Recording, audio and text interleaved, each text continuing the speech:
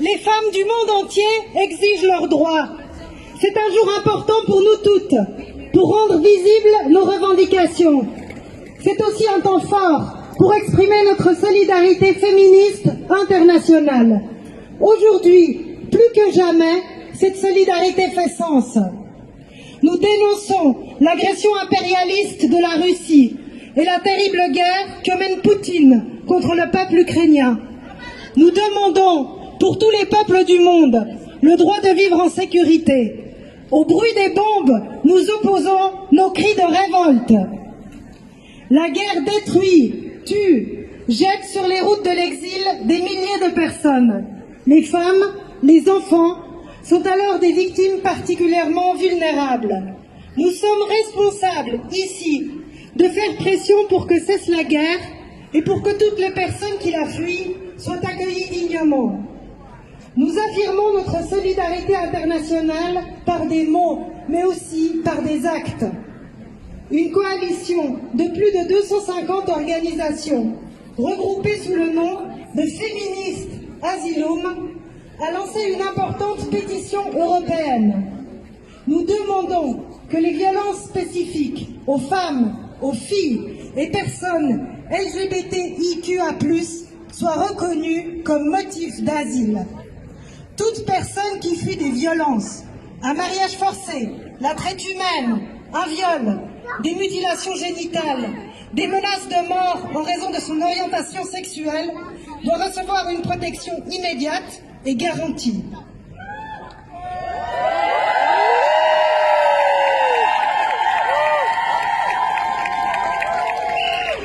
La Suisse a signé des conventions dans ce sens, la Convention d'Istanbul par exemple, mais ne l'applique pas effectivement. Elle doit se donner des moyens humains et financiers bien plus conséquents pour que la prise en charge des personnes victimes de violences sexuelles et sexistes soit organisée. Aujourd'hui, 8 mars, est publié, dans le cadre de cette campagne européenne, un appel signé par une centaine de personnalités du monde politique, artistique et sportif. Cet appel s'intitule « Nous ne fermons pas les yeux ».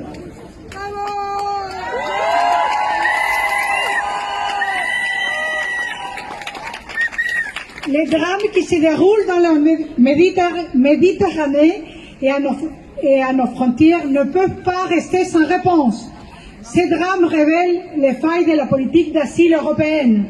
Dans leur parcours de fuite, les femmes, les filles et les personnes LGBTIQA+, sont particulièrement exposées pour que les violences sexuelles et sexistes subies dans le pays d'origine ou sur les routes de l'exil soient prises en compte dans la politique d'asile.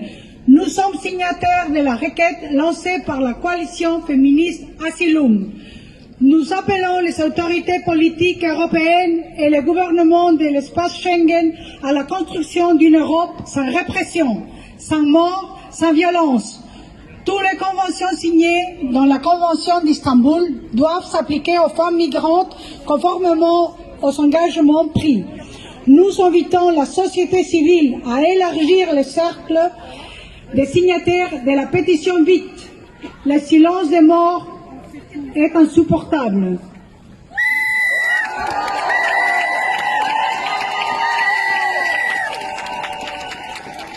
Cette pétition est aujourd'hui soutenue dans 16 pays d'Europe. Aidez-nous à récolter un maximum de signatures que nous irons remettre à Bruxelles le 11 mai prochain, aux instances européennes, à tous les gouvernements de l'espace Schengen et donc aussi à Berne. Vous pouvez signer ce soir, mais aussi en ligne, sous feministasylum.org. Et tout le monde peut signer, avec ou sans permis, quel que soit son statut. Signer, c'est un acte fort de solidarité internationale, pour que l'Europe ne soit pas une forteresse, mais une terre d'accueil et de protection. Cette pétition rend visibles les violences, les viols, les souffrances vécues par de nombreuses femmes. Mais elle rend aussi visible la nouvelle violence que les États européens leur infligent en leur fermant la porte.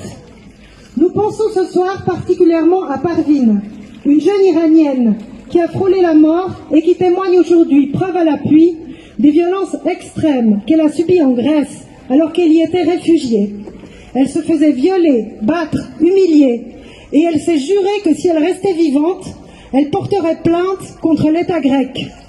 Aidée aujourd'hui par une organisation qui fait partie de Féministes Asylum, elle a réussi à rejoindre Berlin, où elle vient de déposer plainte.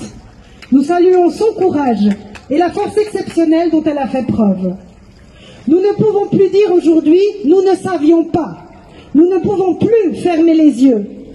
Quand les citoyennes et citoyens font pression, descendent dans les rues et manifestent, l'Europe nous montre qu'elle a les moyens d'accueillir rapidement et de protéger les personnes en détresse fuyant des violences.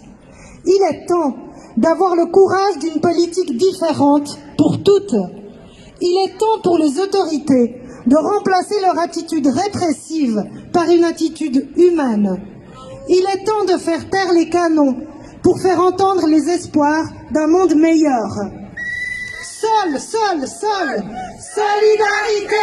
avec les femmes du monde entier. Seul, solidarité avec les femmes du monde entier.